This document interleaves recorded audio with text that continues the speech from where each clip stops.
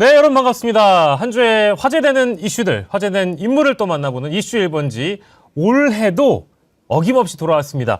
을사년이 지나고 병오년에 찾아뵙는 이슈 1번지 여러분들 새해 복 많이 받으시기 바랍니다. 아이고, 예, 여러분 저 먼저 인사드리고요. 자, 오늘 또 작년에 이어서 올해도 어김없이 찾아와 주신 신년 첫 이슈 1번지 게스트, 작년에 가장 반응이 좋았던 그분들을 모셨습니다. 올해도 화제가 될 2분 뉴스의 강지호 기자, 김대호 기자 모셨습니다. 어서 오십시오. 안녕하세요. 네. 새해 복 많이 받으세요. 새해 복 많이 받으세요. 예, 아유, 두 분도 새해 복 많이 받으십시오. 예. 네. 올해가 병오년이라고 하더라고요. 그래서 이제 또 한 해가 바뀌고 나니까 각자의 또 어떤 이런 그 소망도 있을 거고, 작년 한 해를 또 이렇게 되돌아보시기도 할 거고, 아마 이맘때쯤에 저희 방송이 나갈 때쯤에 두 분은 출연하시는 방송에서 이런 얘기 많이 하고 오셨을 거지만 어쨌든 이제 병오년 새해 네. 우리 강 기자님이나 김 기자님의 어떤 각오 이런 거 한번 들어보고 싶긴 한데, 지난 한 해 돌아보시고 또 올해 각오는 어떤지 한번 여쭤보고 싶거든요. 저 같은 경우는 개인적으로 방송도 중요하지만 여자친구를 좀 사귀어야 되지 않겠느냐. 저런. 예, 제 개인적인 이 계획이 있습니다. 개인적인 계획. 얼마나 쉬셨는지는 안 여쭤볼게요. 예, 작년에 아무튼 쉬었기 때문에 올해 좀 더 이제 가열차게 그 애국심을 발휘해서 그렇죠. 여자친구도 만나고. 요즘에 출산율 문제가 심각하거든요. 재판만 중요한 게 아닙니다. 그렇죠. 우리나라 대한민국 전체가 중요한 거예요. 그렇죠. 그러려면 여자친구가 필요하다. 여자친구를 바로 출산으로 연결시키는 건 좀 무리가 있습니다만은 아무튼 여자친구를 만나서 그렇죠. 사랑을 꽃피워서 그렇죠. 결혼을 할 수 있으면 하고 출산도 한번 해보겠다라는. 그렇죠. 우리가 출산하는 건 아니지만. 네, 맞습니다. 어쨌든 우리가 또 애국심을 또 가지고 결혼율도 높여보고 출산율도 높여보는 그런 마음을 가져보는 병오년이 되겠다. 네. 정말 우리 강 기자님 애국심 넘치지 않습니까? 이에 지지하는 우리 김대호 기자님의 어떤 한 해 정리와 소망. 내년에는 연애나 이런 것보다는 좀 방송에 좀 더 충실해야 되지 않나? 그러면 앞에서 말한 사람 뭐가 돼요? 안 그래도 충실했잖아요, 작년에. 너 나라 생각 안 해? 맨날 남자들만 만나면서. 그래서 방송에 충실하면 작년에도 충실했고, 을사년에는 2분 뉴스가 참 많은 공을 쌓으셨다, 이렇게 평가가 되는데, 이미 열심히 하셨는데 올해 더 열심히 하시게요? 저는 이제 조금 개인적으로 국회 쪽으로 원래 국회 정치부 기자거든요. 근데 이제 아무래도 내란 재판이라던가 이런 중요한 재판들이 너무 많았다 보니까 우리 법조계 강지호 기자랑 같이 서포팅해서 했는데 이제는 또 국회 쪽에서 좀 다양한 소식들 많이 들려드리려고 계획해보고 있습니다. 올해는 또 이제 국회에 집중을 하시겠다. 그러면 저희가 이제 중간중간 그 유튜브에서 쇼츠 같은 게 많이 돌잖아요. 그러면 또 우리 김대호 기자님의 날카로운 촌철살인 같은 질문이 누군가에게 이렇게 뚫고 들어가가지고 저거 김대호 목소리다 하는 그런 장면도 우리가 볼 수 있는 겁니까? 그런 장면을 보면 힘들 것 같아요. 왜 그러냐면 저는 이제 보통 이제 예를 들어서 조경태 해수부 장관 지명서에 나왔다. 그럼 저는 바로 조경태 의원실로 갑니다. 그래서 만나서 물어보고. 그래서 이러한 내용들과 상황이 이렇게 하다. 그래서 좀 더 많은 정보들을 가지고 시청자들에게 전달해 드리면 시청자들이 좀 더 다양한 정보로 직접 보고 판단하실 수 있게 그런 다양한 정보들을 전달하는 역할을 하겠습니다. 한 분은 이제 개인적인 이야기, 또 우리 김대호 기자님은 본인들 채널과 김대호 기자님과 관련된 또 일과 관련된 이야기를 해주셨는데, 그렇죠. 참 공적 목표가 굉장히 중요하지 않을까. 사적으로 얘기한 사람은 지금 뭐가 되느냐는 댓글이 막 지금 달리고 있습니다. 하지만 공사 둘 다 중요한 2026년이 두 분이 또 되시길 바라겠고, 작년 한 해 돌이켜 보시면 어떻습니까? 이제 내란을 극복하는 한 해가 되어야 하는데, 특검 수사가 좀 미완하다 보니까 올해 이제 종합특검 출범하고 통일교 특검 출범한다는 얘기도 더불어 이제 추진이 되고 있고, 그리고 이 관련된 또 재판들이 지금 끊임없이 또 이어지잖아요. 두 분께 오늘 공식적으로 이제 처음으로 드리고 싶은 질문은, 작년 들어가셨던 재판 중에 가장 최근에 들어갔던 재판까지 포함해가지고 작년 들어가셨던 재판 중에 가장 기억에 남는 장면, 재판 어떤 것들이 있었는지 오늘 좀 이야기 보따리 풀어보는 시간이면 좋을 것 같아서요. 전 사실 그 질문을 가장 바로 떠올랐던 것은 바로 떠오르는 재판이 있군요. 그 노상원 재판이었어요. 노상원. 그러니까 노상원 원래 본료 재판은 직원이 담당하고 있고 그 다른 재판은 다른 재판부에서 맡고 있었단 말이에요. 이번에 구형이 이제 선고가 3년이 나왔었던 그 재판에서 이 진수라는 사람이 이 손가락을 종이절단기에 집어넣었었다. 네네. 그게 가장 충격적인 이야기였습니다. 당시에 노상원이 그런 사람들 정보사 요원들을 통해 가지고 이 성관이 직원이라든지 다른 사람들 끌고 와가지고 고문하려고 했다라는 게 명백하게 드러났기 때문에 예. 당시 재판장 안에서도 소름이 돋았었습니다. 예. 그래서 그게 가장 제가 기억에 남는 재판이었다. 그 초반에 사실은 그 종이절단기와 관련된 진술을 언론들이 많이 보도를 안 했었죠. 그렇죠. 보도를 안 했었습니다. 초반에는. 예. 그래서 그때 이제 이분뉴스 기자분들이 굉장히 좀 답답해하시면서 뉴미디어 중심으로 활동하시는 많은 분들에게 이런 충격적인 내용이 나왔는데 레거시 언론에서 보도를 안 한다. 그랬던 기억이 나요. 그렇죠. 예, 그게 바로 작년이었습니다. 네, 작년이었죠. 예, 노상원이 증인으로 나왔던 재판에서 노상원이 피고인. 피고인 재판. 예. 본인 재판. 그래서 추가 기소되었었던. 그 재판에서 당시 그런 증언을 통해서 노상원이 이 뭐라고 해야 돼? 종이절단기와 또 하나 뭐 야구 배트, 뭐 국면 이런 거는 되게 네. 많이 나왔던 건데 그렇죠. 종이절단기가 가장 충격적이었다. 그렇죠. 사실 절단기 이야기는 네네네. 있었냐 없었냐 이런 공방은 있었는데 네. 정확하게 진술이 나온 거 저는 이번에 처음이라고 그때 들었거든요. 근데 이게 보도가 안 돼서 상당히 아쉬움이 많았었죠. 예, 뭐 어쨌든 뭐 이제 이분뉴스를 통해서 많이 알려지기도 했고 이제 종이절단기 하니까 생각나시는 분들이 많을 거예요. 그리고 일전에 저희가 이슈 1번지에서도 의료시사 기자님을 통해서 노상원과 관련된 스토리도 전해드린 바 있는데 야 이게 노상원 씨가 재판에 나와가지고 하는 어떤 행동이나 태도가 이건 뭐 미친 사람 아닌가? 막 이렇게 느낄 정도로 야 저 양반이 진짜 내란의 주축이었고 이걸 내란을 성공했으면 우리 다 고문당하고 이 민주주의 말살되는 거는 진짜 뭐 쥐도새도 모르게 우리 가족들이 어딘가 잡혀가고 했을 수도 있겠구나. 이런 생각이 들게끔 만드는 그런 장면이어서 저도 사실은 그 종이절단기 얘기 들었을 때는 굉장히 섬뜩했습니다. 그게 시작이었다고 한다면은 이제 또 계엄 당일로 돌아가 보자면 네. 계엄 해제 의결이 됐잖아요. 그리고 나서 윤석열은 뭘 했을까? 이 부분에 대해서 여러 가지 이야기가 나오긴 했는데 그 작전 통제실로 내려갔거든요. 예. 근데 법령집을 두꺼운 걸 가지고 가요. 네. 그러면서 법령집을 조용히 막 찾아봅니다. 네. 그런데 그 이후에 김용현이 노상원과 통화를 해요. 수차례. 네. 그 다음에 이제 이 신속사단을 통해서 각 여단별로 1000여 명씩 예. 사실상 계엄 해제 의결이 끝났는데 네. 추가 병력을 동원해서 한 번 더 하려고 했었던 정황들이 나왔죠. 예. 그래서 그때 당시에 김용현과 노상원이 도대체 어떤 통화를 했길래 그런 준비를 했느냐 예. 이게 중요하거든요. 예. 그런데 박한수 계엄사령관이 오늘날 재판에서 불질 않아요.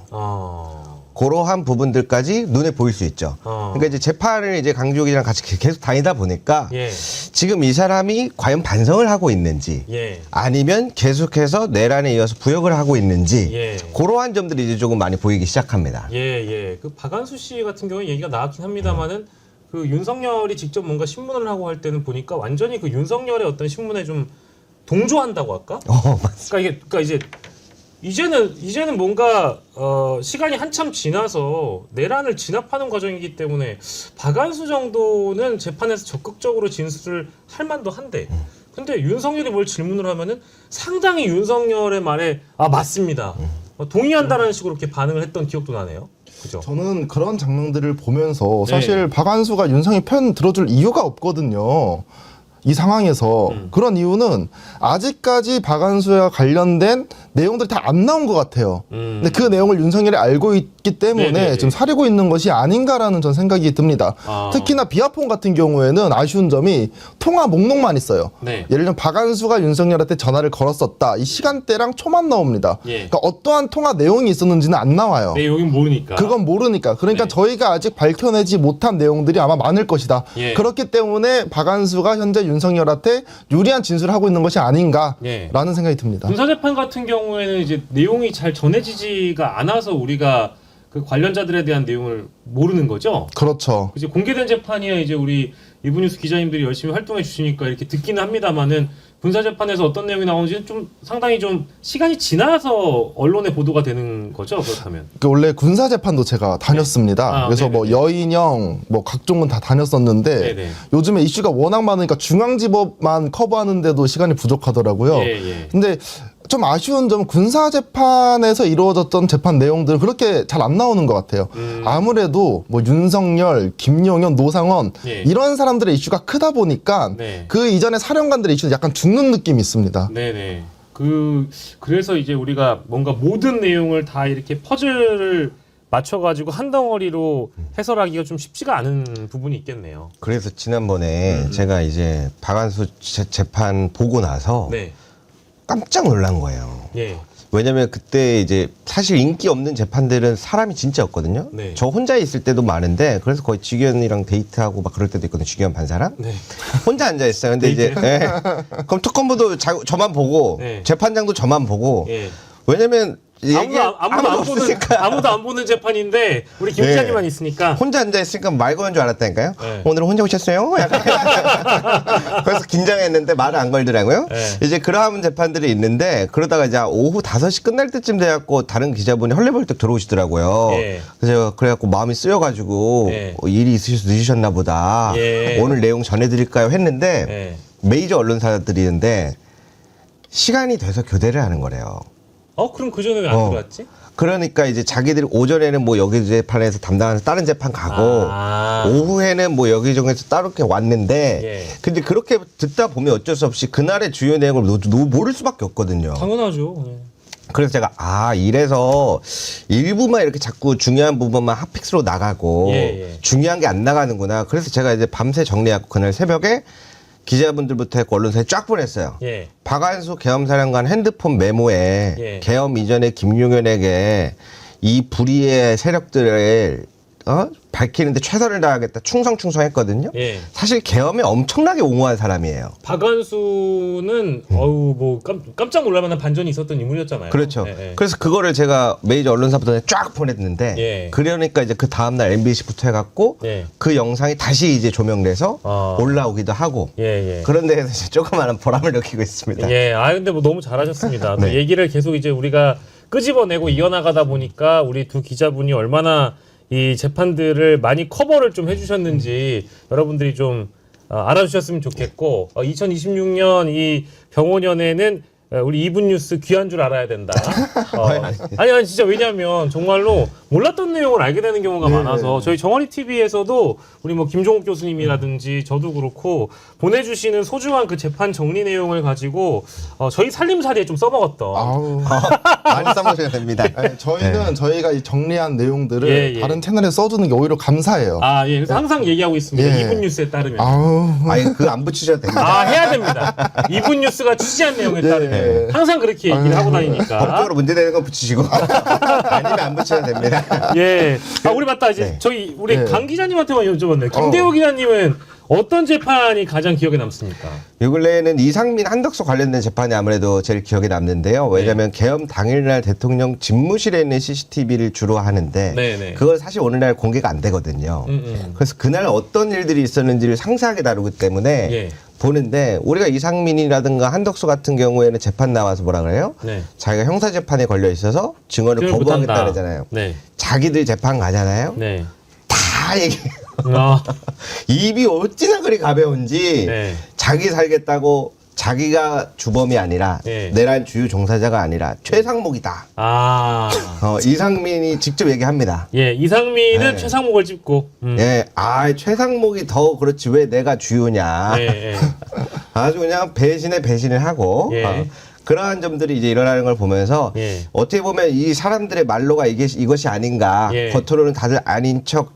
죄가 없는 척, 잘못한 게 없는 척 하지만 결국에 이렇게 되면은 결론은 한 가지로 귀축될 것이다. 저는 그렇게 보고 있고요. 이 과정 속에서 이제 아무래도 1월 달에 결과가 나올 텐데 많은 분들이 가장 궁금해하시는 게 윤석열 추가 구속 관련해서 궁금해하세요. 그렇죠. 이게 결론적으로 1월 16일에 내려질 선고. 말씀하시는 거죠? 네네. 그리고 구속기간 만료가 1월 18일인데. 그렇죠. 자, 이 부분에 대해서 우리 강주 기자님 짧게 한번.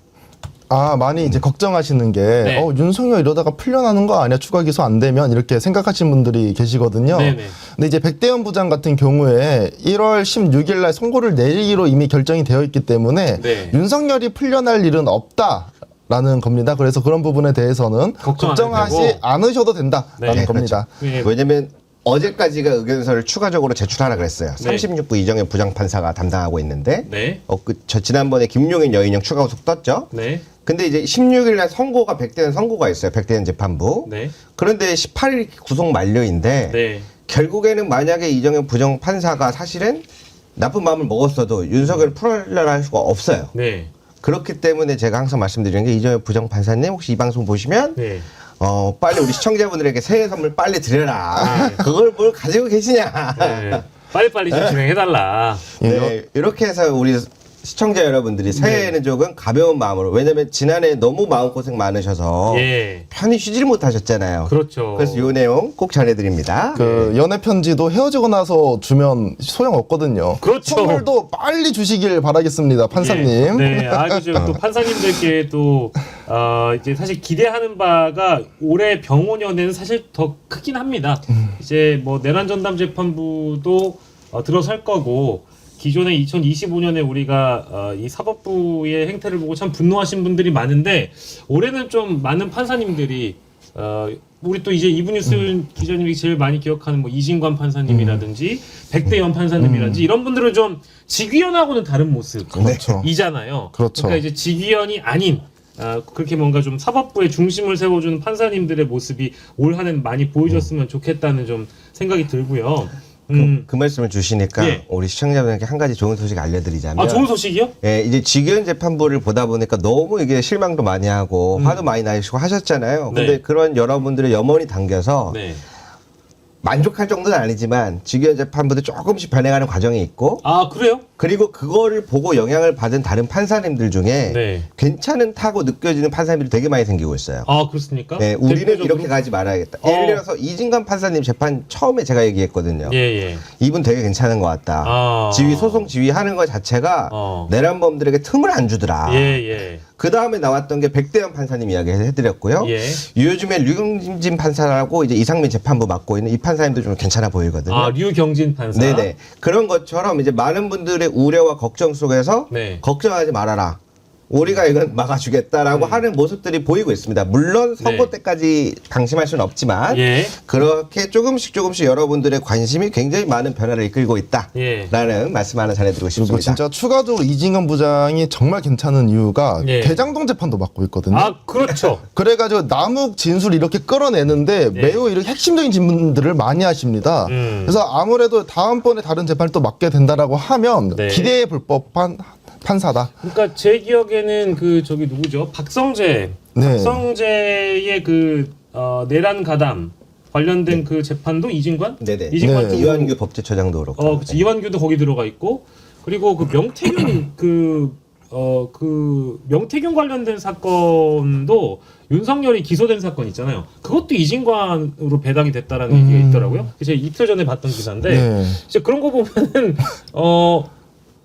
기존에 이제 이진관 판사가 했던 재판의 흐름으로 봤을 때는 직위원 재판부에서 우리가 답답해했던 그런 재판 진행은 두 번 다시 안 봐도 되는 거잖아요. 그렇죠. 네, 그런 차원에서 본다면은 저도 2026년에 이진관 판사님께 거는 기대가 매우 커서 기존에 보여주셨던 모습 그대로 해주셨으면 좋겠다는 생각이 들고 우리가 이제 말이 나왔으니까 1월 16일에 윤석열 선고가 있잖아요. 네. 그리고 이제 강조 기자님은 뭐 풀려날 일 없으니까 풀려날 일 걱정하지 없다. 말라라고 말씀 주셔서 저도 동의는 하는데 중요한 거는 뭐 이제 요 재판이 지금 구형이 나온 게 그때 10년. 네. 10년 구형이 너무 적다라는 여론이 있었지만 또 들어가 보니까 그래도 내릴 수 있는 최대치를 내린 것 같다라는 법률가들의 또 해석이 있었고 다만 이게 이제 1년이 나와도 1년이라는 구속 연장이 되는 건데 선고는 어느 정도 될까 이제 이런 궁금증을 가지신 분들이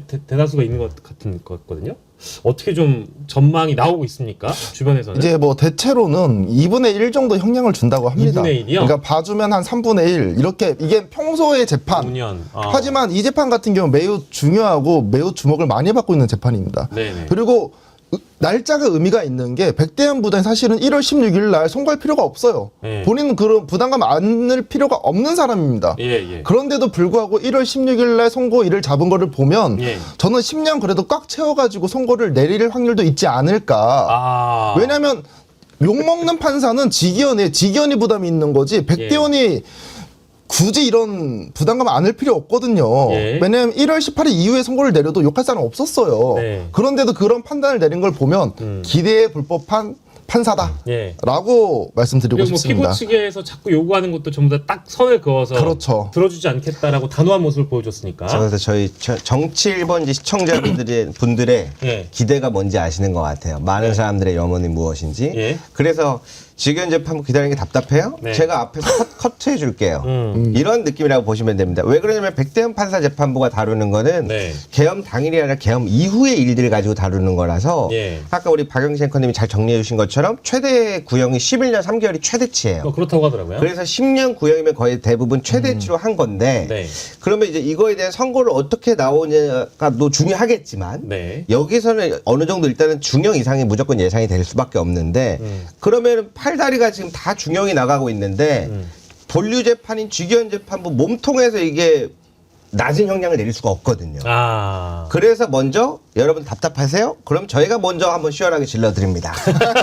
이렇게 이해하시면 좀 편하시겠습니다. 좋습니다. 1월까지 지금 1월 1일입니다. 그래서 1월 16일에 이제 윤석열 관련 선고가 나오는 것이고 저는 참 이 작년에 그 윤석열이 마치 의연하듯이 1월 16일 선고가 너무 빠르다라는 식으로 얘기를 하면서 본인이 뭐라고 했습니까? 제가 집에 가면 마누라도 없는데 아내도 없는데 뭘 하겠냐라고 얘기를 하면서 뭐 다른 재판에서도 뭐 이제 기소하고 계속 추가적으로 기소하면 어차피 나는 계속 구속이 늘어날 건데 이거 뭐 이렇게 빨리 결론 내릴 필요 있냐라고 얘기를 하면서 뭐 증인, 추가 증인 뭐 이런 거 따져봐야 된다라고 반복해서 변호인들의 의견을 이제 좀 강조를 해준 거잖아요. 근데 딱 잘라가지고 그냥 됐고요. 저희 재판부 입장은 이렇고요. 정리됐고요. 라고 하는 거 보면서 저는 그래도 5년 이상은 당연히 나오지 않을까. 5년 이상은 저도 무조건 나올 거라고 봅니다. 5년 이상은 저도 뭐 사실은 이 방송에서는 10년 이상 나와야 된다라고 정치 1번지에서 얘기한 적은 있는데 이제 법률가들이 그래도 아마 좀 합리적인 결정을 내려주실 거다라고 우리가 기대를 좀 해보기로 하고요. 가장 최근에 들어갔던 김건희 재판이라든지 이런 재판의 분위기는 또 어땠는지 한번 좀 짚고 가면 좋을 것 같아요. 김대호 기자께서 가장 최근에 들어갔던 재판 내용도 좀 설명해 주신다면. 아무래도 많은 분들이 기억하시는 가장 핫한 거는 이제 통일교, 윤영호 이러한 부분에 있어서 여러 가지 이제 국민의힘 그리고 민주당 이런 이야기가 여러 개가 나오지 않습니까? 제가 그래서 그냥 깔끔하게 정리해 드릴게요. 자, 국민의힘은 통일교 입당 관련해서 이미 큰 한국 캄보디아 그리고 우정 다리 사업 관련해서 이미 거래가 정해졌어요. 그래서 윤석열을 지지하기로 마음을 먹고 쪼개기 후원이 들어갑니다. 그게 지난번에도 중앙일보에서 몇 개 보도를 냈는데 17개 시도당 5개 지구에 이름이 쫙 나옵니다. 무슨 말이냐? 전부 다 수사 대상이라는 이야기예요. 우리은행, 농축비역은행으로 선교활동 지원비라는 명목으로 이체 목록이 있어요. 자, 그런데 여기서 만약에 민주당이 똑같은 논리로 있다라고 한다면 이 내용이 나와야 돼요. 근데 안 나오고 민주당 이름만 나왔다라고 얘기하는 거잖아요. 그게 잘못된 겁니다. 왜? 국민의힘은 같은 시점에 후원했던 모든 이체 목록이 있어요. 이체증이. 민주당은 왜 없냐 이거예요. 만약에 있으면 그게 나왔어야 되는 거죠. 그래서 이렇게 간단하게 정리를 해드리고요. 그냥 진행하셔라. 진행하셔라. 그리고 설령하다가 한두 개 나온다 하더라도 오히려 저보다 아마 민주당 지지자분들이 더 그러실 거예요. 잘못된 게 있으면 빨리빨리 교체해버려야지. 그러니까 너무 신경 크게 쓰지 마시고 소신대로 나가셔도 좋다. 통일교 관련해서는 민주당이 쉽게 얘기하면 꿀릴 게 없다. 그 말씀을 해주신 거고. 우리 강지호 기자님은 며칠 전이었죠? 저는 어제 들어갔다 왔어요. 어제죠? 어제 재판 분위기도 좀 설명을 해주신다면?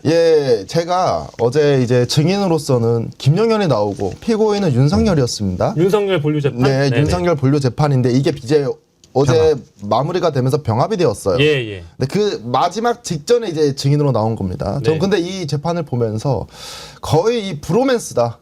이 김영현이 윤석열 지금 사랑하는 마음이 있는 거 아니냐. 김영현이 윤석열을 사랑해요? 그러니까 이제 이성적으로 사랑하다 그게 아니라 존경하는 마음이 진짜 투철하다. 거의 사랑이다. 이런 생각이 들었는데요. 증언이 굉장히 좀 꼴보기 싫었던 증언이었나 보다. 제가 소름이 돋았어요. 연애편지예요. 이게 어떤 맥락이었냐면 24년 3월부터 4월경에 삼청동 안가에서 누가 모였냐. 윤석열, 김용현, 원식, 조태용, 여인영 이렇게 모였습니다. 네. 중요합니다. 안가 외동은 많은 사람들이 아는데 네. 그 안에서 무슨 얘기를 했는지 모르잖아요. 그 내용입니다. 네, 그래서 이제 신원식이 이런 얘기합니다. 비상조치란 말을 분명히 했다. 네. 그리고 윤석열이 군이 적극적인 역할을 해야 되지 않겠느냐라고 말을 했다라고 진술합니다. 예. 근데 김영현은 그거에 대해서 기억이 안 난다라는 거예요. 시국을 분명히 우리 윤석열 대통령께서 시국을 걱정을 했는데 예. 군을 동원해야 된다는 말 내가 못 들었다. 예. 이러한 맥락에서 뭐라고 얘기하냐. 예. 대통령께서 제가 참 특이하게 느꼈던 것은 부임하시고 제가 모시고 시작하면서 정말 한시도 안 빠지고 하루 24시간 오직 국가와 국민 민생만을 걱정해 뭔 개소리야! 분입니다. 처음 저는 좀 이상하게 생각했습니다. 너무 과하다라는 생각도 했습니다. 혹시 저분이 자식이 없어서 그런가? 이런 오해도 했었습니다. 그런데 시간이 지나면서 그게 진심이라는 걸 느끼고 저는 존경하지 않을 수 없었습니다. 정말 그 오직 이 하루 24시간 국민과 민생, 국가만을 생각하시는 대통령님 입장에서 야당의 그 200석 가까이 되는 거대 야당의 국민의 삶에는 전혀 관심이 없고 오직 방탄, 탄핵, 특검 여기에 매몰되어 있는 그런 너무나 가슴 아프고 안타까워하시는 적이 많았습니다. 이렇게 얘기합니다. 민주당이 얘기한 거예요? 그 방금 방탄 특검 그게? 그렇죠. 이게 아주 아이. 폐악질을 저지르는 민주당이 있는데 민주당을 이제 신경 안 써도 되는데 이거를 국민들께 알려야 된다. 국민을 네. 생각하고 민생을 살려야 되는데 네. 이런 얘기를 지금 하고 있는 겁니다. 지금 저희 댓글창에 댓글 올라가는 속도가 무지하게 빨리 올라가고 있고 다들 맞는 말이라고 지금 댓글에 써져 있습니다. 처맞는 말이라고. 이건 처맞아야 되는 말이네요, 진짜. 그렇죠. 24시간 동안 술 처먹었다는 우리가 다 알고 있는데 그렇죠. 무슨 개소리입니까 이게? 심지어 출근도 본인 그 경호처에서 이런 얘기 하잖아요. 평소와 똑같이 11시에 출근하셨다. 예. 출근이라는 걸 안 하는 사람이에요. 그렇죠. 근데 뭘 국가와 국민을 위해서 그렇게 노력을 하겠습니까? 근데 거의 진짜 이거는 영웅에게 바치는 충성 편지 뭐 이런 거네요. 그렇죠. 그때 그 당시에 대통령님이 얼마나 24시간 국가를 걱정했는데 저 무도한 야당 놈들 때문에 이런 비상조치라는 단어가 나올 수밖에 없었겠구나. 이제 이런 정도의 설명인 거죠. 네, 맞습니다. 예, 그래서 이제 여기서도 재미있는 포인트가 네. 첫 번째는 신원식이 인정을 하고 있고 김용현이 부정을 하고 있는 상황이 굉장히 우스운 상황이다. 그러니까 신원식이 붕짜자 붕짝으로 알려져 있지만 그렇죠. 되게 멀쩡한 사람이라는 거예요. 네. 근데 그렇게 보기 어려운 게. 그래요? 왜냐면 아니 상대적으로 그러니까 그냥 신원식이 100% 멀쩡하다 이런 얘기 아닙니다. 오해하지 마세요. 이게 그렇죠. 상대적으로 붕짝 씨가 멀쩡하다는 얘기예요. 그죠. 제일 심할 것 같던 사람이. 그렇죠. 어떻게 보면은 얘들보다 더한 애들이 있어서 지금 문제가 되는 거죠. 그렇죠. 네. 예. 그 대통령 개헌 당일 때도 대통령 집무실이 계속 있었거든요. 예. 그래서 그 부분은 계속 한번 확인이 돼야 되는데 본인이 네. 살기 위해서 그렇게 얘기한다는 거랑 두 번째로는 삼청도 안가에도 이제 이 일이 있고 나서 예. 계엄의 확실한 트리거는 명태균 관련된 김건희 관련된 여론조사 이게 맞았다. 그래서 그때 당시에 이제 김건희 명태균 막 이랬고 그거 내가 해주라 했는데 당에서 말이 많네. 그게 이제 실제로 엄청난 트리거가 됐던 것 중에 하나다. 예. 그래서 원래는 계엄에 대한 생각은 예전부터 하고 있었는데 예. 날짜가 정해지지 않다가 이제 그때쯤부터 확고히 마음을 먹은 것 같다. 이렇게 지금 나오고 있습니다. 예. 혹시 윤석열이 계엄한 이유를 김용현을 통해서 듣게 되었는데 이것도 한번 말씀드려볼까요? 그럼 좋죠. 네네네. 이거 마음의 준비하셔야 됩니다. 이거 마음의 준비하세요. 잠시만요. 계엄의 동기? 그렇죠, 동기죠. 동기. 표면적인 동기죠. 표면적인 동기. 적당히 야당하고 타협해서 줄 거 주고 받을 거 받으면 공격도 안 받고 적당하게 편하게 그냥 대통령 하시면서 즐길 거 즐기고 끝나고 나서도 편안하게 노후 생활을 할 수 있지 않습니까? 라고 물으니 그렇지만 그것은 국민에 대한 배신이라고 생각합니다.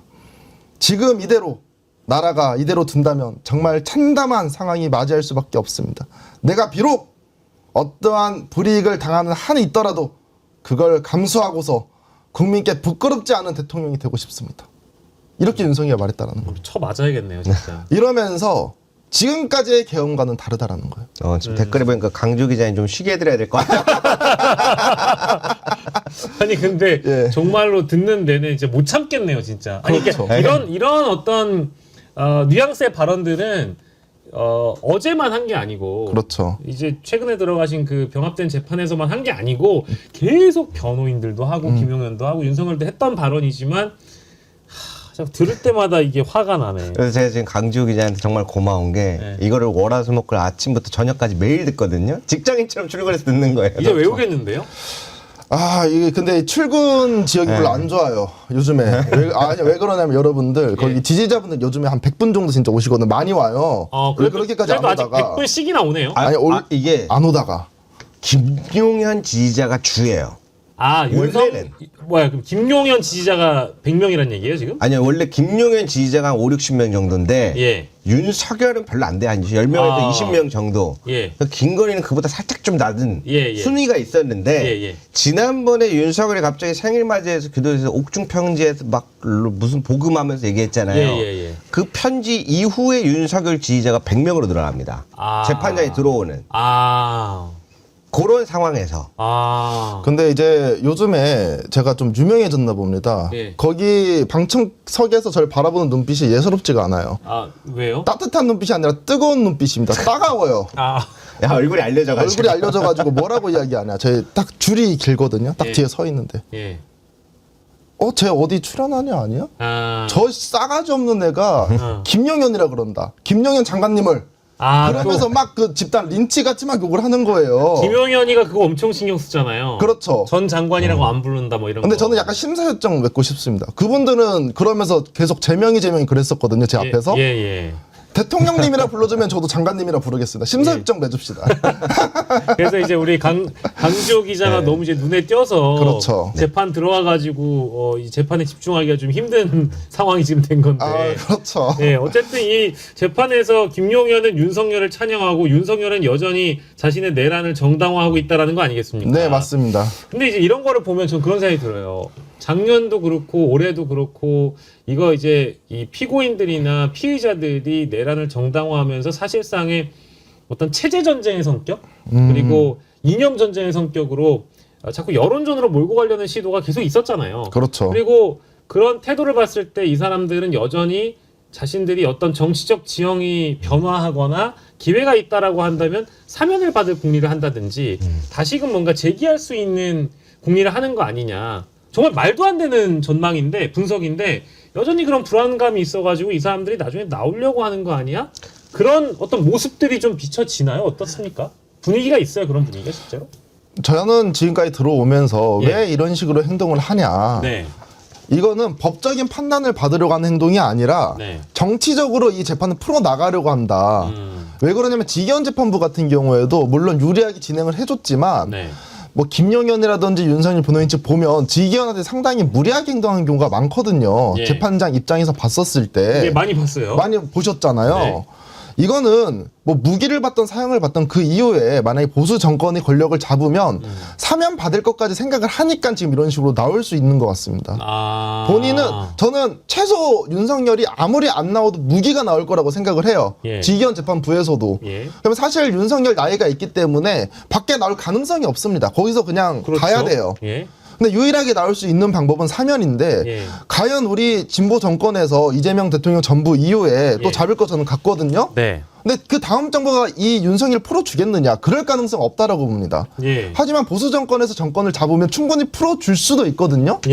정치 세력화하면서 그러니까 그거를 지금 저는 기대하고 있다라고 봅니다. 근데 국회가 주도하고 있는 이제 법안에 따르자면은 글쎄요, 뭐 이 내란 외환에 혐의가 있는 사람들은 사면이 불가하게 될 것이다. 이제 우리는 이 정도로 이제 기대를 하고 있는 건데 과연 그런 일이 벌어질까? 저는 참 의심입니다만. 저는 우리 박영시 앵커님이 진짜 중요한 부분을 짚어주셨다고 보는데요.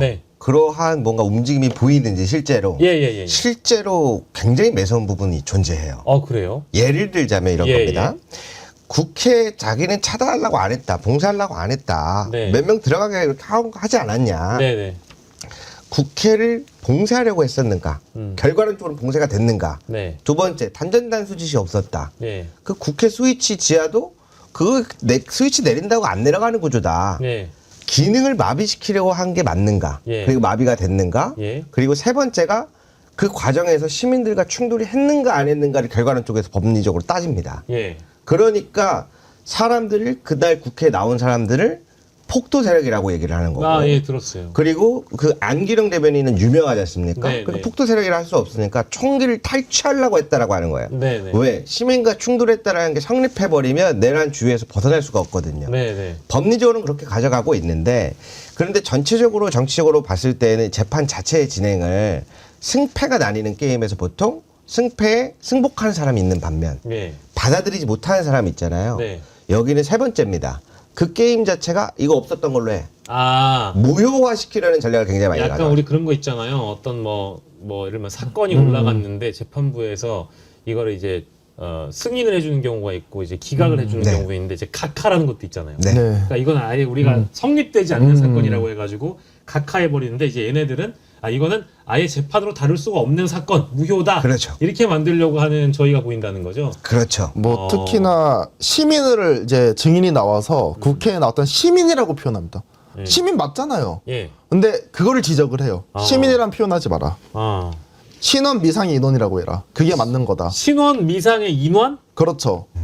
그러니까 이 사람이 북한에서 넘어왔는지 간첩인지 모른다라는 거예요. 시민인지. 국회 그때 달려 나온 사람들을 지칭을 그렇죠. 그렇게 하는 겁니다. 일부러. 거기에 지금 뭐 북한 사람이 있었다는 거예요? 그러니까 그런 말은 안 간첩이 있었다는 하는데 거예요? 그 누군지 시민인지 북한 사람인지 간첩인지 모른다라는 거죠. 본인들 입장에서는. 야. 그러니까 아예 판을 새로 짜고 싶어 하는 게 있다라는 겁니다. 야, 이거는 되게 섬뜩한 게 그 12구 참사 났을 때 그때 이제 종로나 그 광화문 쪽에서 어디 민주노총 조합원이 이태원 쪽으로 이동을 해가지고 무슨 뭐 기름을 뿌리고 네? 뭐 이런 걸 해가지고 실제 이 일을 더 키웠다. 사망자들을 더 많게끔 이 사태를 키웠다라는 식으로 소위 색깔론을 뒤집어 씌우는 경우가 있었거든요. 음모론이잖아요. 그런 거랑 막 크게 다르지 않네요. 신원 미상의 인원 이런 식으로 표현하는 거 보니까. 실제로 재판에서도 국회에는 이 민노총이 약 4,000명 정도가 왔었었고 예. 깃발이나 이런 게 있었다. 그 팜플렛 이런 거 막 들고 있더라. 막 예. 탄핵이라든지 이런 거라고 주장을 하고 있고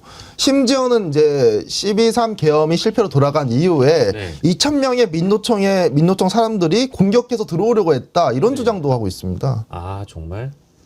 야, 이게 늘 어디서 봤던 방법인데 이걸 또 아직까지 써먹고 있다는 것도 좀 구리지만 그렇죠. 여전히 인정을 못 하고 있는 거네요. 인정을 전혀 못 하고 있는 거예요. 예, 그래서 이제 그 기자님들이 보시기에도 이런 이제 피고인들과 피해자들이 이 다시 한번 뭐랄까 이 자신들의 위기를 돌파할 수 있는 방법은 무엇인가? 이제 계속 이제 여론전으로 끌고 가려고 하거나 아니면 뭐 이런 해괴망측한 주장들을 하고 있다라는 겁니다. 전 뭐 하나의 궤변이라고 보지만 이런 것들이 성공할 가능성도 없다고 보지만 이런 시도 자체를 사실 좀 뭐랄까 판사가 또 재판장이 뭐랄까 좀 무게감을 가지고 잘 다잡아 주셨으면 좋겠다는 생각이 드는데.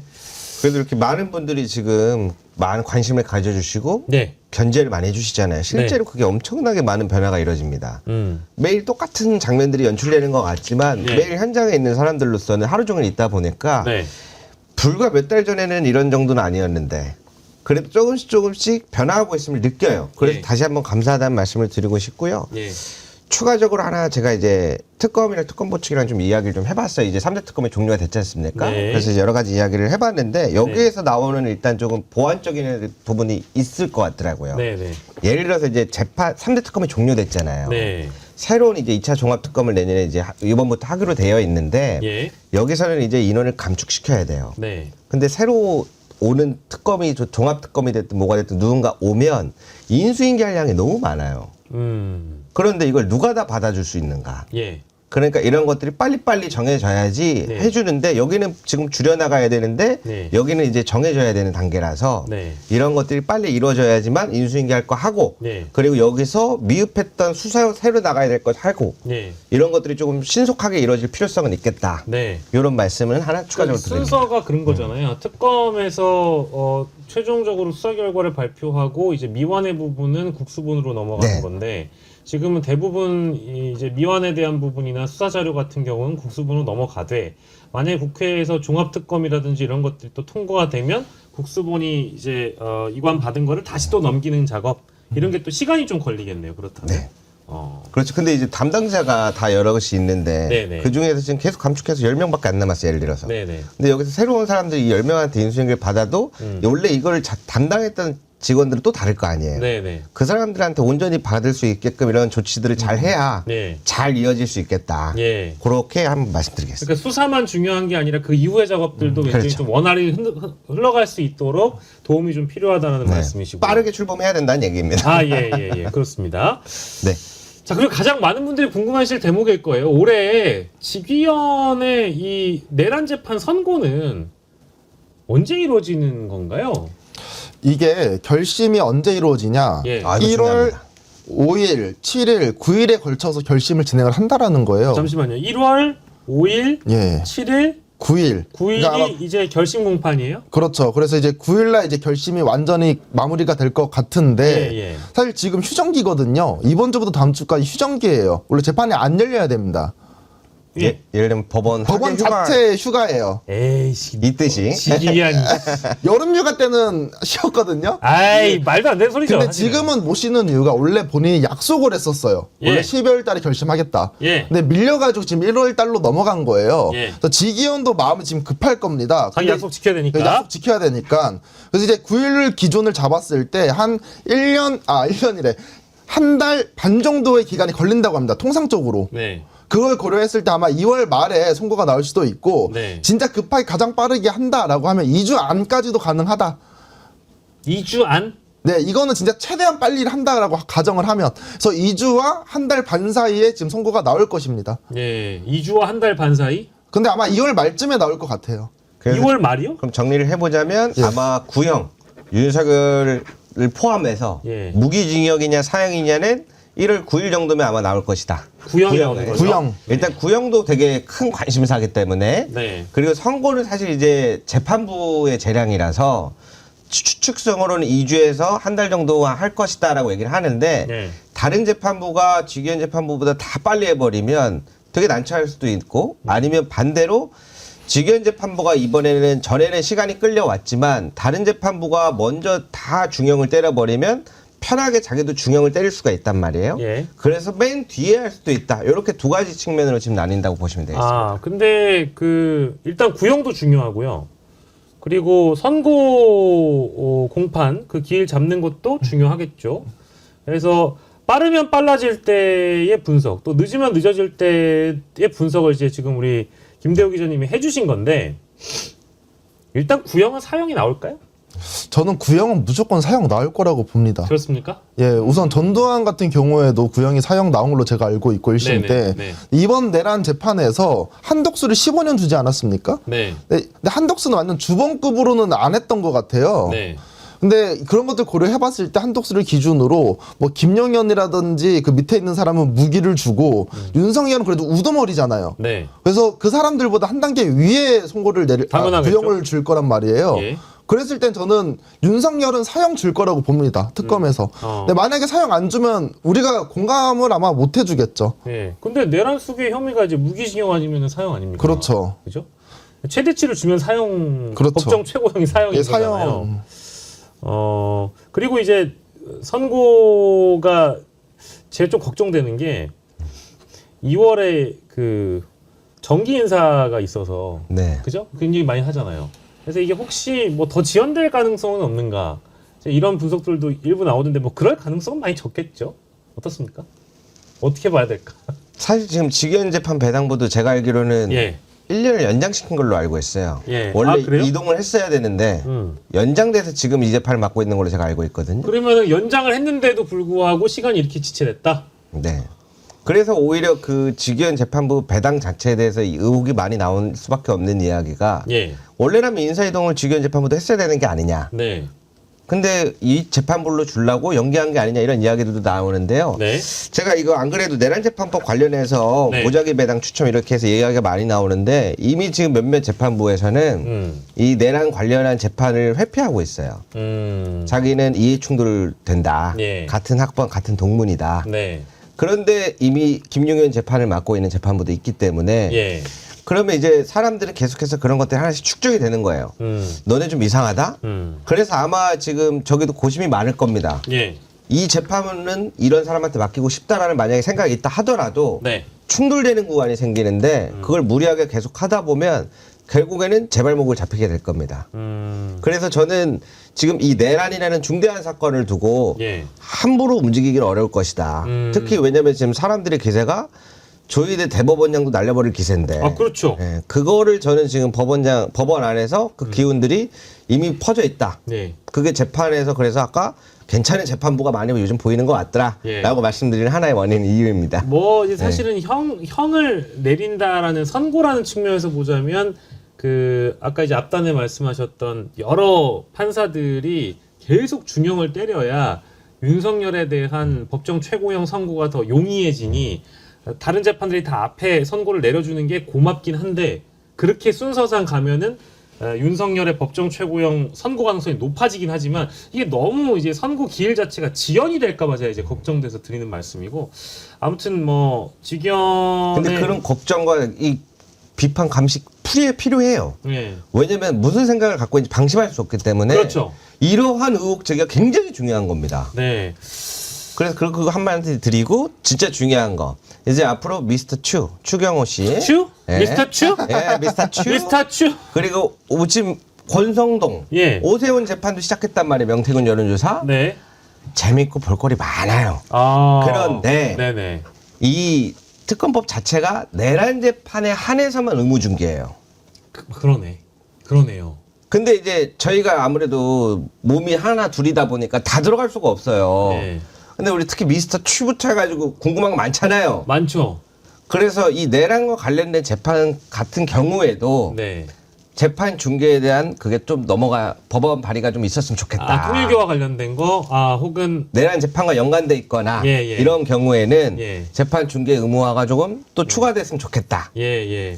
그렇게 말씀드려봅니다. 제가 추경호 재판도 준비기일 이미 한번 들어갔다 왔거든요. 네. 그리고 이제 준수하게 생긴 이준수 씨, 네. 또 김건희의 세강자. 김건희의 네. 세강자도 네. 들어갔다 왔습니다. 네. 이것도 추가적으로 제가 계속 보고 올 테니까 예. 이제 많은 기대 부탁드립니다. 그러니까 이제 좀 정리를 하자면 내란 재판은 그동안 우리가 이제 생중계돼서 다 봤잖아요. 네. 생중계라기보다는 녹화 영상을 다 봤고 또 이제 재판에 다녀오신 분들이 이렇게 좋은 정보들을 제공해 주시니까 그래도 상대적으로는 조금 충실히 방송에 반영을 할 수 있는데 내란과 연관된 인물들의 추가적인 재판이라든지 이 김건희 특검의 피고인들 네. 이제 이런 사람들에 대한 재판은 지금 의무중개가 안 돼 있다라는 말씀이시잖아요. 예, 그렇습니다. 그러면 앞으로 좀 걱정되긴 하네요. 그런 그렇죠. 것 보면. 근데 아마 추경호는 중계가 될 겁니다. 왜냐하면 혐의 자체가 내란주요 임무 종사라서 네.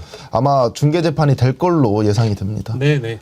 좋습니다. 그래서 이번에 특검에서 아쉬운 점이 이제 김건희나 국민의힘으로 해서 관여가 직접적으로 연결이 되는 부분이 못 돼서 국수본으로 이첩이 됐잖아요. 네네. 그래서 이러한 부분에 있어서 미스터 추 같은 죄송합니다. 자꾸 미스터 추라 그래서 예. 추경호 같은 경우에는 이제 공소장 자체가 내란 쪽으로 가게 되면 중개가 되는데 네. 연결이 안 된 부분들은 네. 필요성이 있는데 안 되는 거죠. 네네. 그래서 그리고 추경호 같은 경우에도 지금 서류가 벌써 3만 장입니다. 시작도 안 했거든요. 3만 장부터 시작합니다. 많은 기대 부탁드립니다. 예, 3만 장의 기록이 있어요. 예. 네, 3만 페이지. 와, 쉽지 않네요. 자, 그리고 통일교 특검 있잖아요. 네. 통일교 특검은 뭐 아직 이제 특검 후보를 누가 추천을 하느냐에 대한 부분, 요 부분인데 그게 아직 합의가 안 돼가지고 누구의 주도로 하느냐 이제 아직까지 이거 좀 합의가 돼야 되는 부분인데요. 다만 통일교 특검이 만약에 실제 이루어진다고 하면 어떤 국민의힘 의원들이 가장 기자들 사이에서는 거론이 많이 되는가? 저는 지금 떠오르는 사람은 뭐 언론 보도에 가장 많이 나오고 있는 몇몇이 막 제 뇌를 스쳐가는데 뭐 나경원 의원이라든지 이런 분들이거든요. 어때요? 들리는 얘기가? 자, 나경원 의원한테는 질문을 할 때 요 네. 하나가 빠져 있어요. 천정궁 다녀왔냐라는 건 이때 인정했고. 그렇죠. 근데 다녀오셨나요? 하니까 이제 그 질문 하지 말라 그러잖아요. 네네네. 근데 제일 중요한 건 언제라고 물어봐야 돼요. 언제 다녀왔느냐? 그게 굉장히 중요합니다. 왜 그러냐면 아까 말씀드린 것처럼 네. 통일교가 이미 윤석열을 지원하기로 결정한 시점 이후에 네. 쪼개기 후원하면서 그 이체를 하기 시작한 날짜가 있어요. 그 이전에 인지 그 이후인지 둘 다 섞여 있다면 무엇이 됐든 간에 그 기간이 만약에 겹친다. 그러면 이거는 용의자선상에 무조건 올라갑니다. 아. 무조건적으로 올라갑니다. 예리하네요. 네. 네. 통일교가 이미 돈을 보내고 있는 시점인데 자기가 거기서 만나요? 네. 권성동도 안 만났다 그랬는데 바로 그때 윤영호 아내 와이프가 다 사진 찍어놨던 거 아니에요. 네. 그래서 구속됐잖아요. 네네. 그럼 이제 나경원 씨 언제 다녀오셨어요? 라고 물어봐야 돼요. 언제 다녀왔나요? 네, 그 시점이 중요한 겁니다. 아, 시점을 일단 꼽아주셨고 네. 또 나경원 의원 말고 다른 의원이 누가 또 거론이 되고 있습니까? 우리 기자님께서는 보시기에. 권성동은 뭐 지금 이미 재판을 이미 받고 재판 받고 있기 있고. 때문에 예. 근데 제가 이 부분에 대해서 제가 아직 취재를 안 하고 있어가지고 네네네. 고민해 보도록 하겠습니다. 요거는 이제 제가 다녀오는데 아, 네네네. 그 아까 말씀드린 지역별로 다 있어요. 지역별로요? 예. 어. 이거 하면은 제가 봤을 때 지금 현역도 날아갈 사람 엄청 많을 것 같습니다. 왜냐하면 그 과거에 이제 일부 보도에 따르면 뭐 심지어 쪼개기 후원을 누구에게 얼마를 했는지까지 이미 목록이 다 나와 있더라고요. 네, 맞습니다. 그런 사람들 하나하나 다 조사하기 시작하면은 이건 사실 뭐 그렇죠. 예, 국민의힘이 제복을 한 20석 나온다 봐야죠. 그러니까 구겨질 가능성이 있어가지고 뭐 물론 이제 정치자금법상 500만 원이 아마 상한선일 네. 거예요. 그 이후에 그 이후에 중앙당으로 우회적으로 후원을 했다라든지 이제 그런 자금의 흐름을 찾아가다 보면은 수사의 깊이를 더할 수는 있겠는데 이게 어느 정도로 이제 앞으로 경찰 쪽에서 더 수사를 잘 할 수 있는지 혹은 통일교 특검에서도 더 세세하게 할 수 있는지 좀 저는 개인적으로 걱정됩니다. 왜냐하면 네. 선거를 앞두고 있어서 네, 이게 선거를 앞둔 정당에 대한 수사하기가 굉장히 좀 쉽지 않거든요. 그리고 그쵸. 그들도 이제 그게 무기이다 보니까 미스터 추 바로 대구시장 나간다고 하잖아요. 대구시장 나가는 거 보고 야, 이 양반이 또 수사를 피하려고 하는구나 이런 생각도 들더라고요. 근데 우리 미스터 이진숙 위원은 저 풀이 죽었던데요. 그래서 아무튼간에 이제 말씀하신 것처럼 예. 의지가 굉장히 중요한 것 같아요. 네. 왜 그러냐면 실제로 재판에서도 보면은 네. 뭐 특검 측이든 재판부든 둘 다 약간 정치인들을 뭔가 소환한다거나 증인으로 출석시키는 것에 대해서 부담감을 갖고 있다는 게 느껴져요. 그래서 이 의지가 굉장히 중요하다. 그리고 특검 측이 통일교 특검을 하게 되면 특검 측 의지도 굉장히 중요하지만 그거를 수반하는 뒷받침의 이 기세도 되게 중요하다. 그래야지 사람들이 이제 많은 관심을 갖고 이거 필요하다라고 해야지 이 사람들도 약간 힘을 낼 수 있는 그런 것들이 같이 수반됐을 때 재보궐 20석은 나올 것 같아요.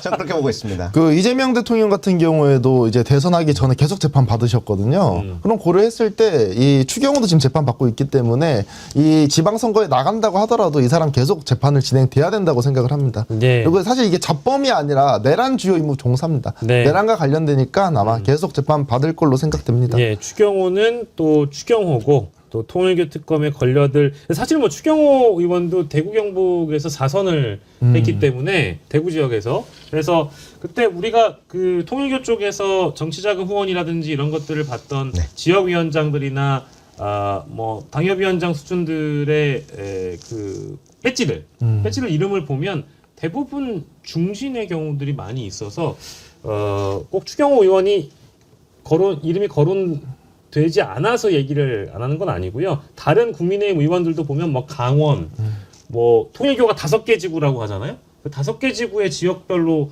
지역위원장들을 다 후원을 했던 걸로 보면 사실 국민의힘 의원들이 몇 명 연루돼 있는지 우리가 뭐 사실 여기서 단정 지을 수는 없는 거죠. 자, 좋습니다. 이렇게 지금 저희가 특검 얘기와 재판 얘기를 하다 보니까 시간 가는 줄 모르고 얘기를 했는데 사실은 요즘에 가장 화제가 되고 있는 거는 올해도 또 화제가 되고 있는 이해훈 후보자 얘기거든요. 혹시 두 분도 뭐 여러 방송 많이 나가시니까 네. 놀라셨죠? 많이 놀랐죠.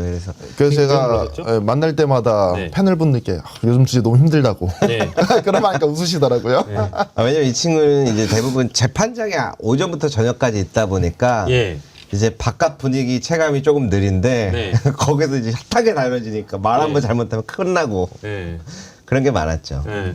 이게 그 예민한 주제이긴 합니다. 그렇죠. 왜냐하면 아까 우리가 내란 재판 계속 다뤘지만 내란을 사실상 선전선동한 혐의라고 봐도 될 만한 그렇죠. 이해훈의 과거가 있는데 이 사람을 기획예산처 장관 후보자로 지명한 이후에 이제 여러 이제 의견들이 또 이제 유튜브를 보시는 분들에게서 분출하다 보니까 쉽지 않은 주제이긴 합니다만은 인사청문회를 무난히 통과를 할 수 있을 것인가.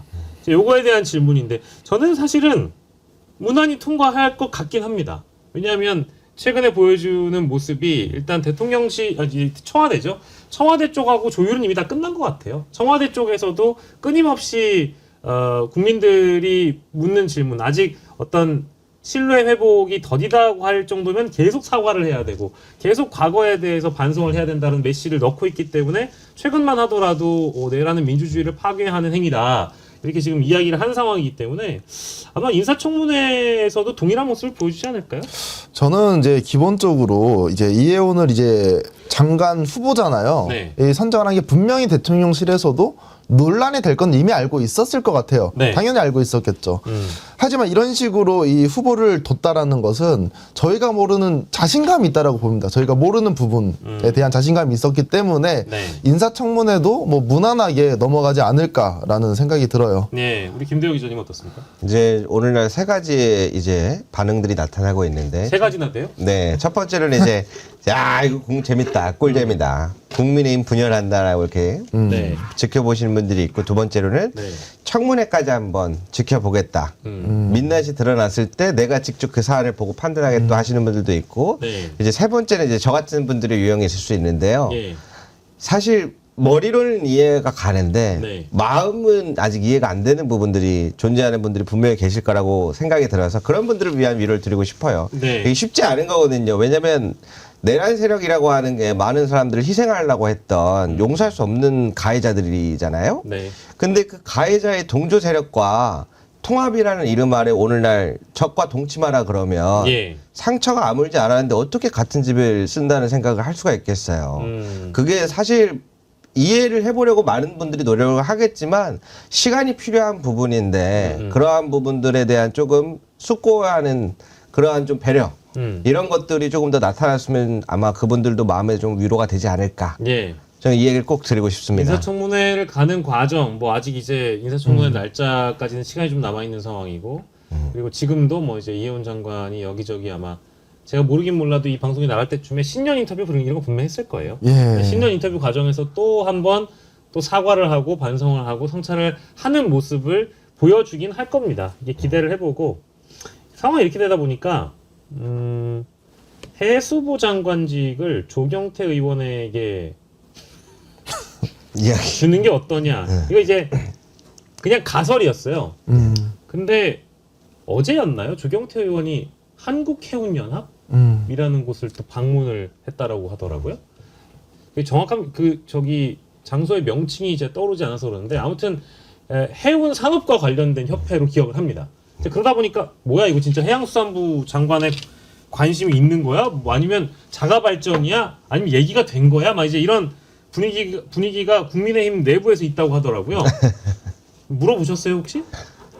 이제 해양수산부 장관 지명 관련해 보도 막 쏟아져서 기자들이 막 대기했는데 거기서 이제 네. 국민의힘 현재 혼란스러우니까 네. 뭐 거절하는 것처럼 이야기를 하셨잖아요. 네. 그래서 제가 이거 직접 조경태 의원실을 가갖고 네. 1대1로 단독으로 만나서 이야기를 해봤는데 이야기가 나온 건 맞는 것 같더라고요. 오 그래요? 네. 이야기가 나왔다라는 게 이야기가 나온 건 맞는 것 같은데 네. 예를 들어서 지금처럼 뭔가 확실하게 이 부분을 지명한다거나 예. 이러한 부분에 있어서 완벽한 이야기는 아니었던 것 같아요. 아 그래요? 네. 혹시 이거는 조경태 의원 쪽의 주장이죠? 네, 그렇죠. 네. 아, 이거 제가 종합적으로 판단하는 겁니다. 조경태 의원이 네네. 아니라고 하는데 제가 집요하게 물어봤거든요. 예, 아니라고 했는데 처음에 아니라고 하시다가 예. 집요하게 얘기하다가 이제 말이 좀 몇 번 실수 나오셨는데 예. 제가 오늘 바로 캐치를 해서 예. 아, 이야기 나온 거 맞구나. 누군가 네. 정권에 가까운 혹은 뭐 몇 달을 건너든지 간에 장관직에 대한 제안 네. 비스무리한 게 있었긴 했다. 네. 라는 그런 뉘앙스였습니까? 예, 그래서 이제 뭐 기사 나가는 거는 뭐 대부분 들은 바 없다 그러잖아요. 예. 들은 바 없다와 이야기 나오지 않았다는 다른 맥락이거든요. 아, 네네네네. 그래서 저는 이야기가 나오긴 했다라고 지금 중점을 보고 있습니다. 아, 그렇습니까? 네. 그리고 이제 다른 기자분들도 취재를 많이 하셔서 얘기하시던데 네. 진짜 많지 제안을 받은 것처럼 막 이렇게 표정이 좋다고 해요. 아, 표정이 좋다고요? 실제로 그렇습니다. 아, 나도 갈 수 있다? 나도 갈 수 있다라는 그런 마음으로. 아, 왜냐면 이게 설레고 계셔요. 생각해보세요. 내란 이후에 국민의힘에 이렇게 뜨거운 취재의 열기가 네. 다가온 적이 많이 없어요. 특별한 정치적 이벤트를 제외하고는 솔직히 요즘에 안철수 의원 뭐 하는지 아세요? 문이 항상 닫혀있어. 전혀 모르겠어요. 모르시죠? 그런 겁니다. 그러니까 항상 뭔가 정치권에 있는 인물이 정치면에 등장해야만 나의 존재감으로 연결되는 것인데, 아니 조경태 의원 솔직히 그때 내란 전국 때 올바른 말 했다가 지금 당권파로부터 완전히 외면당하고 있는 상황 아니에요? 근데 뭐 해양수산부 장관설 나오면 기자들이 문을 두드리고 자꾸 이렇게 마이크 들여다 대고 하면 얼마나 좋아요. 궁금한 씨 한번 가볼까요? IT 하면 전대. 지금이라도 제가 장을. 그리고 요즘에는 네. 그런 얘기도 나옵니다. 예. 김세연이라는 인물이 있어요. 네. 부산에서는 굉장히 유명한 정치인이고 정계를 은퇴하신 지가 지금 벌써 몇 년 된 것 같은데 김세연 해양수산부 장관설 뭐 이런 것들도 지금 나온다고 하고, 아무튼 이제 이재명 대통령이 이 반대 진영에 있는 혹은 보수 색채가 강한 인물도 얼마든지 내각에 들어와서 이 국정 운영의 동반자이자 파트너로 삼으려고 하는 그런 노력들을 이제 끊임없이 한다라고 하면, 이게 지금도 국민의힘이 4분 5열인데 앞으로 더 이제 뭐랄까 자중질환을 겪을 가능성이 매우 높아지겠다, 이런 생각이 좀 들었습니다. 그래서 제가 요거를 한번 정리를 한번 해드리자면, 예. 사실 뭐 이제 국무총리에도 유승민 설 이야기 나오지 않습니까? 예. 청와대에서는 이제 아니라고 선을 그었는데 지금까지 취재한 형태들을 종합적으로 보면 네. 이야기가 오갔던 건 있는 것 같습니다. 네. 유승민 의원도 주장을 그렇게 자기가 여러 번 있었는데 거절했다라고 하고 있고, 예. 그런데 이제 이 부분에 대해서 좀 어떻게 보냐면, 이제 정치적인 판단이나 여러 가지는 뭐 다른 분들이 다 하실 수 있기 때문에 네네. 요것만 말씀드리고 싶어요. 네. 걱정을 너무 많이 하시니까 네. 걱정 안 하셔도 되는 부분이 있다. 네. 예를 들어서 좀 죄송스러운 이야기지만 네. 김병기 원내대표가 어제 사퇴를 했지 않습니까? 네. 그 전날 새벽까지 사퇴 의사가 없었어요. 이거는 제가 직접 여러 번 확인을 직접 한 건데, 네. 그런데 이제 그래서 그날 어제 아침까지도 박수현 대변인이 아마 사퇴는 없는 걸로 안다라고 발표를 했거든요. 네, 얘기를 인터뷰에서 했더라고요. 네, 인터뷰에서 얘기를 했는데, 아무래도 여러분들이 이제 많은 부분에서 우려를 하고 관심을 갖고 걱정을 하다 보니 그러한 부분에 있어서 움직이는 마음들이 있다. 그런 걸 보고 듣고 마음이 움직이는 사람들이 존재한다. 그리고 그런 것들이 뭔가 새로운 것들을 자꾸 바꿔내 나간다. 네. 그래서 저는 여러분들이 가진 힘을 믿으셨으면 좋겠습니다. 라고 정리해드리고 싶습니다. 예, 아주 깔끔하게 정리해주셔서 대단히 감사드립니다. 저희 뭐, 1월 1일 방송이 이렇게 가득 채워졌는데, 저는 그렇습니다. 우리 정어리 TV가 이제 100만이 얼마 남지 않았기 때문에, 예, 1월 1일에, 2026년 1월 1일에 이슈 1번지도 이 정어리 TV가 100만 가는데 좀 기여를 하는 방송이 됐으면 좋겠다, 이 말씀을 드리면서, 공사 구분이 딱 되지 않습니까? 그럼요. 더 잘 될 것 같습니다. 우리 이분뉴스 채널을 운영하시는 두 분은 네. 이분뉴스 채널의 올해 포부, 뭐 목표, 바람 뭐 다 좋습니다만은, 강지호, 김대호 우리 대표님들께서는 어떤 또 마음을, 이분 채널의 목표? 뭐 이런 거 있습니까? 저는 예. 개인적으로 이제 개인적으로 그 여자친구 얘기는 오늘 안 하실 거죠? 그 여자친구 아닙니다. 예. 그 구독자의 목표보다는 네. 라이브 시청자 한 4,000명 보는 게 제 개인적인 목표입니다. 지금 저희가 한 1,000명에서 1,200분 정도 보시거든요. 예. 그래서 약간 더 깔끔하게 하고 좀 정리를 열심히 해가지고 예. 이 4,000분까지 보는 게 개인적인 목표입니다. 지금 우리 정치 1번지가 백운기의 정치 1번지가 보통 한 1.5만에서 네. 많을 때 2만까지 가는데, 그분들의 이제 그 어떤 기상 시간이 새벽 4시, 주 시청층의 기상 시간이 좀 이른 편이 있고 잠드는 시간이 더 이른 편이 있다라고 한다면, 이 말씀을 들은 우리 정어리원들이 막 그 해당 시간에 가서 방송을 보셔야 되는데 왠지 주무실 것 같아요. 그럼 4시간 늦게 주무시면 아니, 여러분 푹 주무시고 여러분들 건강이 제일 중요해요. 지금 시대에 가장 중요한 분들이 여러분들입니다. 아니, 본 방송을 자정에 하시잖아요. 네, 밤 12시에 매일 하죠. 예, 우리 이분뉴스 채널은 방송을 밤 12시에 합니다. 네. 그러다 보니까 우리 또 정어리원 분들 중에 누님이나 형님들이 그 시간에는 주무실 수도 있다라는 말씀을 드리지만, 혹시나 지금 보시는 분들이 이분뉴스 라이브 방송이 궁금하시면 잠이 없는 정어리원 분들은 자정에 예, 우리 이브 뉴스 찾아가시면 좋을 것 같고요. 우리 또 김대호 기자님은 어떤 포부를 갖고 계신지. 네, 이브 뉴스 라이브 방송은 주로 제가 하고 있고요. 너무 많이 들어오시면 제가 부끄러워가지고 제 실력이 뽀록 날까 두렵습니다. 여기서 보니까 너무 잘하해서 한번 놀러왔어야 했는데 또 허심탄회한 제 모습에 너무 실망하지 마시고 아직 많이 배워나가면서 노력하는 중이니까요. 이쁘게 봐주시면 감사하겠습니다. 예, 우리 이브 뉴스 많이 사랑해 주시고 사실 이브 뉴스가 여러 그 국내 정치 현안이라든지 이 사법적 현안도 다룹니다만은 국제 정치 얘기 많이 하잖아요. 네. 그리고 국제 정치 얘기할 때 제일 신나 보이던데. 그래서 오늘도 사실은 그 대본에 이 시간이 만약에 허락되면 이 얘기를 좀 했으면 좋겠다라고 말씀을 해주셔가지고 어때요? 요즘에 우리 김대호 기자가 가장 관심 있는 국제 정치 주제 어떤 게 있습니까? 뭐 이제 대만과 일본, 중국을 갈등을 둘러싼 뭐 그러한 부분에 있어서 방향성도 있고 이제 미국도 여러 가지 이야기 나오고 하는데요. 그냥 오늘 한 가지만 말씀을 드리자면 공통점은 하나입니다. 지금 한국이 그 무대의 중심에 서 있는 건 확실합니다. 그 어느 나라도 예전처럼 한국을 등한시 여기거나 무시할 수 없는 국가가 되었습니다. 중국도 일본도 미국도 한국이 필요해요. 심지어 러시아조차도 한국을 찾게 될 겁니다. 그래요? 네. 그렇기 때문에 지금 굉장히 중요한 사안이다. 그래서 우리나라가 더 잘 됐으면 좋겠다. 네. 마무리는 항상 이렇게 깔끔하게 해주시는데 원래 길게 한번 쫙 풀어드리면 좋은데 시간이 부족한 것 같아서 트럼프는 어떻게 돼요? 트럼프 쫓겨나나요? 일단 가장 큰 거는 대법원 관세 판결을 앞두고 있죠. 지금 관세 위헌 소송이 진행되고 있는데 5월 30일 날 미국 무역법원에서 1심에서 패배했어요. 근데 거기에 적힌 가장 큰 내용이 미국뿐만 아니라 전역에서 차단되어야 된다. 그러니까 다른 나라에 부과한 지금 관세들을 전역 차단시켜야 된다는 게 주요해요. 그런데 7월 말일 날 연방순회항소법원에서 또 2심에서 또 패배했어요. 거기서의 주요 내용은 이게 패배하면 관세 환급 소송이 붙을 텐데 이게 가능하냐? 실제로 이뤄진 적이 있다요. 그래서 지금 오늘날 여러 기업들이 환급 소송을 넣는 거예요. 우리나라도 하나큐셀이 이번에 넣었죠. 그러한 가운데에서 대법원 신속심리가 지난번에 있었는데 거기 미국의 대법관들은 연구 종신직이에요, 거의. 눈치를 안 봐. 그래 왜냐면 조지 부시 때 임명된 사람들이 아직도 있어요. 사망하거나 탄핵되는 경우는 거의 없어요. 그래서 그러다 보니까 이제 고심이 많은 거죠. 트럼프의 임기는 정해져 있는데 자기들이 잘못된 판단을 해놓으면 자기들은 계속 가져가는 거예요. 그러한 가운데에서 대법원장이 적극적으로 좀 반대하고 있어요. 그래서 미국에서 트럼프가 패소할 확률이 높다라고 이야기가 나오는 거고. 야, 그러면 엄청난 트럼프한테 아킬레스건이 되겠네요. 그렇죠.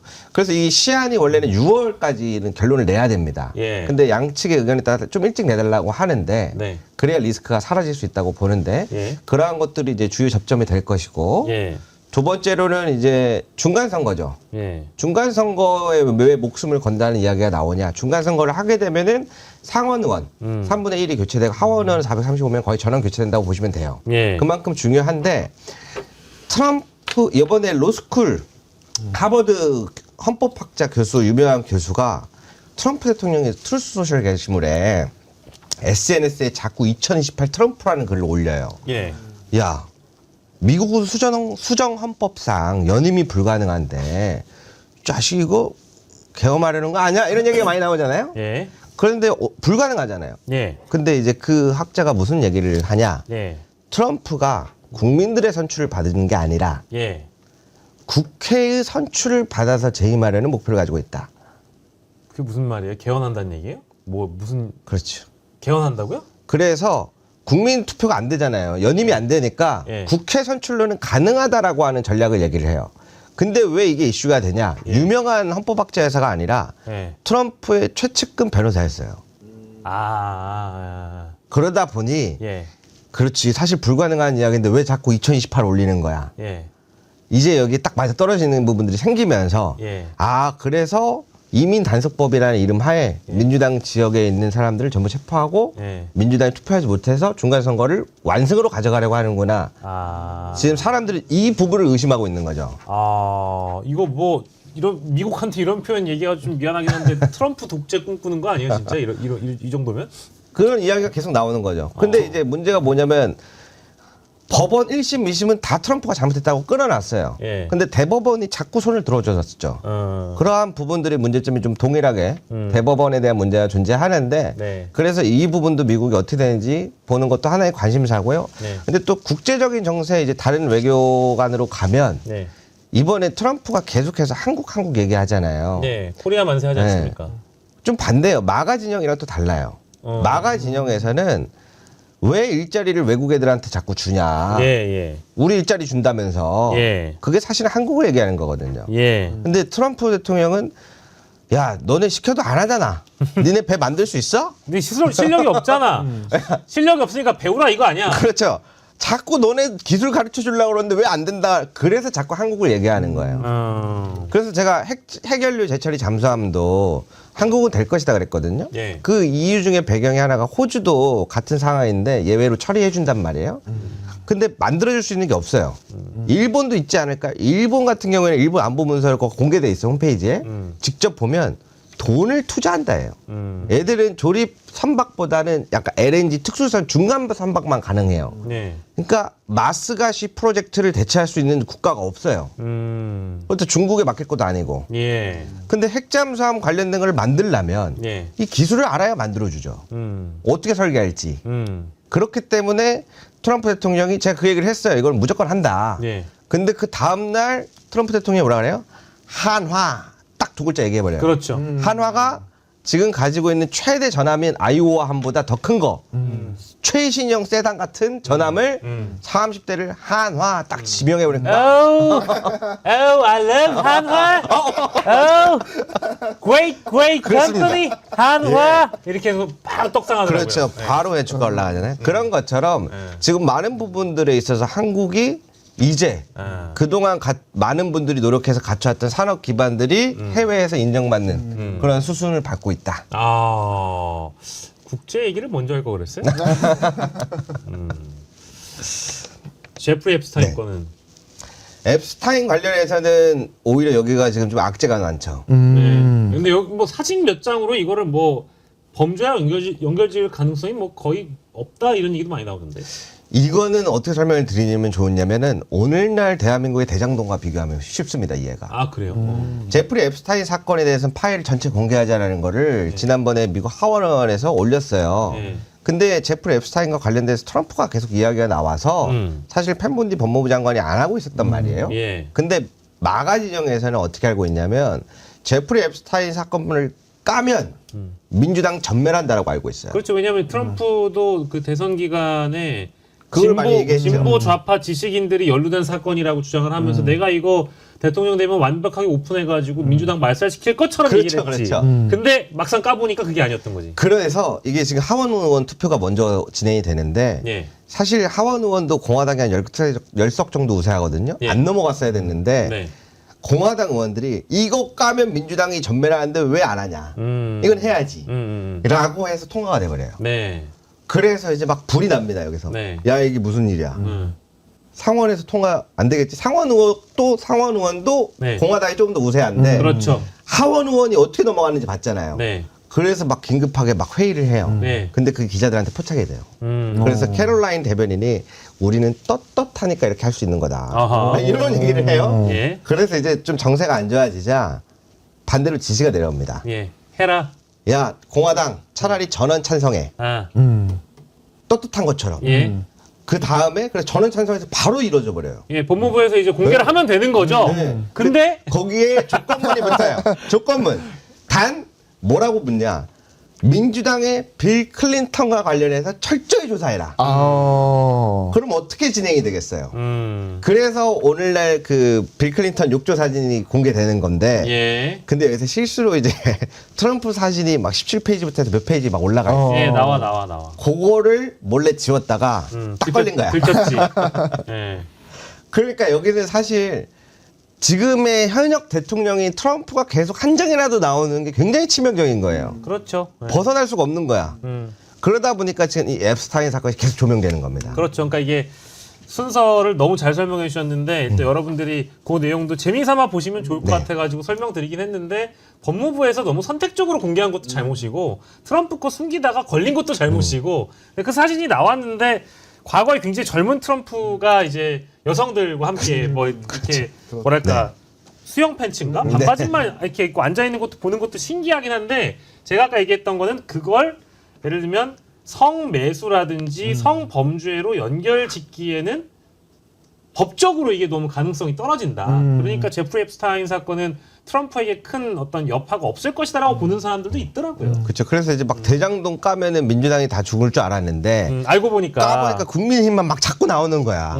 그러니까 여기는 지금 미쳐버리는 거죠. 예. 이런 상황이라고 비유를 드리겠습니다. 국제 얘기를 네. 보내는 순간 14분을 더 썼습니다. 재판 얘기할 때 웃진 않더니 국제 뉴스 하니까 웃으면서 대화하네요, 대호가. 국제는 요거는 스트레스가 좀 덜 받잖아. 국제는 김대호라고 얘기를 또 하면서 저희가 또 이분 뉴스 분들과 모시고 다음엔 또 국제 뉴스만 다루는 코너를 한번 따로 해보도록 하겠습니다. 오늘 1월 1일에 만나본 이슈 1번지였는데요. 이분 뉴스 채널도 많이 응원을 해주시고요. 예, 우리 두 분의 기자님과 함께했습니다. 강지호, 김대호 기자와 함께했습니다. 여러분 고맙습니다. 감사합니다.